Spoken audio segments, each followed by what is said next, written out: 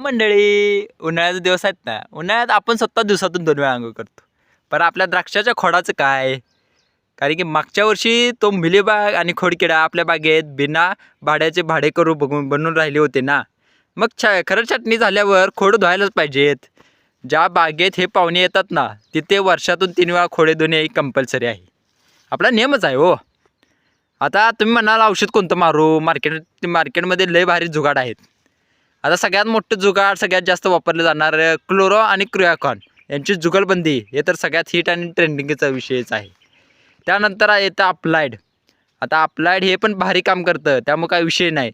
आणि तिसरं म्हणजे मार्केटमध्ये हे नवीन नवीन औषधं जे आले ते मला नीट माहीत नाहीत, पण दुकानदार लय विश्वासाने देतो, त्यामुळे त्याचा वापर करा.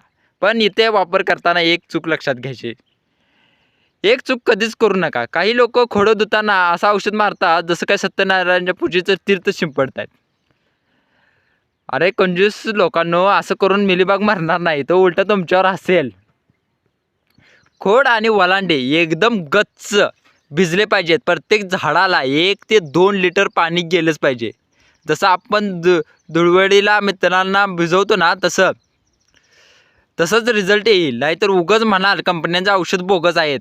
आहे ते थोडेफार, पण तरी पण सांगा बरं. आता खरं खरं तुम्ही तुमच्या बागेत खोड ओलांडे गच्च भिजवता की नुसतं तीर्थ शिपडता? कमेंट्समध्ये नक्की सांगा आणि आपल्या द्राक्षवाल्या मित्रांना ही रील नक्की शेअर करा. राम राम.